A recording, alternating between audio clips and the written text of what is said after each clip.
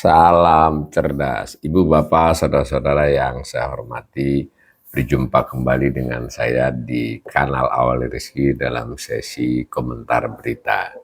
Berita yang mau saya soroti adalah tentang peternak Blitar yang memprotes soal anjloknya harga ya. Nah, ditayangkan oleh Kompas. Kompas menayangkan dalam beberapa berita, saya bacakan yang Kompas yang untuk umum yang gratis ya, yang di Kompas ID lebih lengkap sebenarnya. Nah, ini ditayangkan oleh kompas.com tanggal 1 Juni siang ya, jam 2 lebih 18 menit. Judulnya Protes Harga Anjlok, Peternak Blitar Bagikan Gratis 62 ton Telur ke Masyarakat. Ini ada gambar ilustrasi, bukan ilustrasi, memang kejadiannya ya, gambar dari jurnalis Kompas, di mana peternak membagikan kepada masyarakat itu rame-rame. Nah, beritanya begini, ratusan peternak ayam petelur asal Blitar, Jawa Timur dan sekitarnya membagi-bagikan telur secara gratis yang diklaim totalnya mencapai 62,5 ton kepada masyarakat pada Senin 1 Juni 2026. Aksi bagi-bagi telur yang dimaksudkan sebagai protes atas turunnya harga telur di bawah harga pokok produksi itu dilakukan di satu ruas jalan depan kantor Bupati Blitar di Kelurahan Kanigoro, Kecamatan Kanigoro. Jadi bagi-bagi telurnya ini bukan filantropis ya, ini adalah protes demo tapi caranya dengan bagi telur dengan alasan terus turunnya harga telur di bawah harga pokok produksi, berarti rugi kan peternaknya. Nah, dilakukan di salah satu ruas jalan depan kantor Bupati Blitar ya. Pembagian telur terkonsentrasi di bawah patung Presiden Soekarno, Bung Karno. Jadi ini juga simbolik juga ini ya, peternak ini melakukan demo di depan kantor Bupati, jadi otomatis ya terlihat dan terliput oleh media mesti kan. Kemudian di depan yang salah satu yang paling banyak orangnya adalah di bawah patung Presiden Soekarno ya, yang berdiri di depan kantor Bupati Blitar sekitar panggung orasi sehingga terjadi konsentrasi warga dalam jumlah besar di sekitar lokasi untuk berebut telur. Beberapa mobil pick up dan truk yang membawa telur juga ditempatkan di sisi barat dan timur area Bung Karno untuk membagikan telur kepada masyarakat yang melintasi ruas jalan di depan kantor Bupati Blitar tersebut. Kemacetan cukup parah tidak terhindarkan selama berlangsungnya pembagian telur. Salah satu koordinator peternak ayam petelur, jadi ini Kompas, jurnalis Kompas menanyakan kepada salah satu koordinator ya, Suryono namanya, mengklaim ratusan peternak ayam petelur skala mikro dan menengah yang tergabung dalam aksi tersebut berhasil mengumpulkan sekitar 1 juta butir telur. Jadi info tentang 62,5 ton ini dari Pak Suryono ini yang memang salah satu koordinator dari peternak ayam petelur, tentu yang ikut demo ya ini ya. Dan dia menyampaikan info kepada jurnalis Kompas ini bahwa ini peternak yang skala mikro dan menengah. Dikutip langsung nih pernyataan dia. Telur yang kami bagikan gratis jumlahnya sekitar 1 juta butir atau 62,5 ton tuturnya. Telur sebanyak itu lanjutnya dimuat di 200 pick up dan truk, dibagikan di puluhan titik di wilayah Kabupaten Blitar. Jadi sebetulnya nggak hanya depan kantor Bupati, dengan konsentrasi utama di depan kantor Bupati Blitar. Ini kalau info dari Pak Suryo ini benar, ini luar biasa ya, 200 pick up dan truk, telurnya 1 juta butir dibagikan di berbagai wilayah Kabupaten Blitar. Dan yang terbesar konsentrasinya di depan kantor Bupati Blitar. Ini bukan main-main lagi ya. Dari sisi peternaknya niat ini demo, dan dia kan berarti dia nyumbang kan dalam kasus demo itu. Dia bawa 1 kuintal ya bisa dikalikan kan berapa juta dia nyumbang. Nah, Berita selanjutnya menyajikan koordinator aksi mengatakan, oh Suyanto ini juga koordinator aksi ternyata, selain dia adalah salah satu pemimpin kelompok petelur, menyatakan bahwa aksi bagi-bagi telur dilakukan para peternak ayam berskala mikro dan menengah yang ada di wilayah Kabupaten Blitar, Tulung Agung dan Trenggalek. Jadi nggak hanya Blitar ya, tapi ada Tulung Agung dan ada Trenggalek juga. Harga telur sudah sekitar 2 bulan, jadi sudah 2 bulan di bawah HPP yang ditetapkan pemerintah. Harga pokok produksi ditetapkan pemerintah ya, jadi ada acuannya. Nah, menurut pada saat yang sama, kata dia, menginformasikan harga pakan naik. Nah, ini yang penting. Saya kasih komentar sedikit ya, harga pakan kaitannya kan dengan nilai rupiah ya, karena harga pakan baik mayoritas porsi impor konten dari harga pakan itu besar, bahkan ada yang kalau saya tidak salah masih ada yang diimpor utuh, tapi konsentratnya yang merupakan bahan baku terbesar dari panganan ternak itu ya impor, jadi otomatis naikkan harga pakannya. Ini sekaligus juga, mohon maaf, ini kan menampar muka presiden yang sempat mengatakan gak ada pengaruhnya kan di desa ini. Pengaruhnya udah buat demo malah kan, itu kan jelas kan harga pakan naik ya. Menurut Suyanto, saat ini harga telur di tengah kandang hanya berkisar antara 20.000 hingga 21.000 per kilogram. Nah, jadi di kandang ya, ini bukan di konsumen.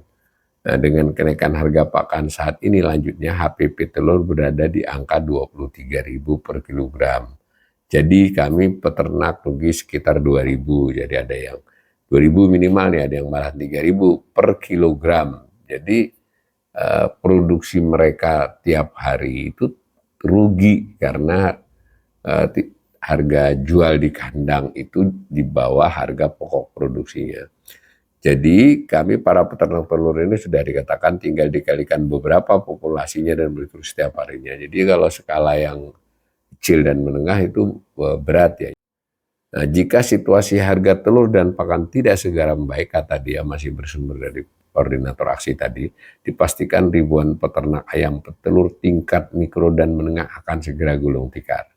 Berbeda dengan peternak skala besar dengan kemampuan finansial yang lebih kuat, peternak skala mikro dan menengah akan selalu terdampak langsung oleh turunnya harga telur dan naiknya harga pakan. Ya, ini soal manajemen ya, soal kemampuan finansial setiap usaha. Nah, yang besar itu bukan yang nggak rugi, tapi cadangan modalnya, cadangan cash flow-nya, cadangan makanan yang tersedia, sehingga fluktuasi harga itu dia masih bisa memanage, bahkan bisa jadi belum rugi kalau dia punya stok pakan cukup lama ya, kira-kira gitu. Nah, ini disebut nih, kalau peternak besar punya stok pakan untuk jangka waktu tertentu. Kalau kami, hasil telur hari ini langsung dipakai untuk membeli pakan besoknya, kata dia. Ini kata Suyanto ya. Nah, berita berikutnya adalah informasi dari jurnalis Kompas. Untuk diketahui, Kabupaten Blitar merupakan salah satu daerah penghasil telur terbesar di Indonesia. Ini jadi relevansi dari berita ini dan demo ini juga. Karena Blitar ini benar-benar adalah salah satu sentra produksi telur ya. Saat ini populasi di wilayah Kabupaten Blitar mencapai sekitar 30 juta ekor dengan keikutsertaan peternak skala mikro dan menengah dalam jumlah yang sangat besar selain adanya peternak besar. Kurang lebih begitu beritanya. Saya tambah komentar di Kompas ID, jadi sama-sama Kompas dengan peristiwa yang sama, ada tambahan info bahwa sebagian yang salah satu yang mempengaruhi oversupply. Jadi ada oversupply karena banyak peternak yang menambah skalanya atau bahkan peternak baru yang kecil dan mikro itu karena melihat peluang di MBG ya. Jadi ada permintaan di SPPG, di program MBG itu yang menguat. Tetapi ternyata oversupply ya di kasus menurut info itu, sehingga harga justru turun gitu loh. Yang kedua, dia menyarankan kalau mau mengatasi ini, pemerintah, salah satu usulan bagus ini, pemerintah harus membuat aturan kepada SPPG. Jadi SPPG ini hunting ke peternak-peternak. Dia kan karena posisi bargaining-nya lagi bagus, SPPG bisa membeli ya langsung kepada peternak dengan harga yang, nah ini dalam penjelasannya kan seolah-olah program MBG ini akan meningkatkan permintaan telur, peternak dalam hal ini akan memperoleh keuntungan, ada pasar yang pasti, tapi dalam cerita kasus ini, dan kasus ini di tempat yang sentra telurnya besar ya, malah enggak begitu.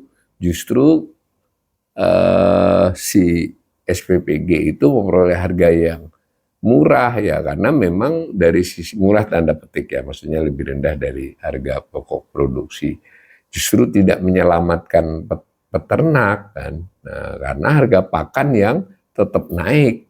Tentu bukan hanya karena MBG ya, harga pakan naik itu nggak ada urusannya, tapi dengan nilai rupiah. Tapi dalam konteks ini usulannya cukup konstruktif dari peternak di Blitar ya, bahwa ya mestinya diatur SPPG itu misalnya membeli di tempat diperintahkan dengan harga tertentu atau dengan sentra tertentu ya, kan ada kelompoknya itu. Seperti itu. Jadi bukan jadi malah tetap saja membuat harga tidak beranjak ya, kurang lebih begitu. Tapi tentu SPG juga punya perhitungan sendiri, kalau hitungannya untung rugi kan ya, ngapain saya beli telur lebih mahal kalau saya bisa beli telur lebih murah.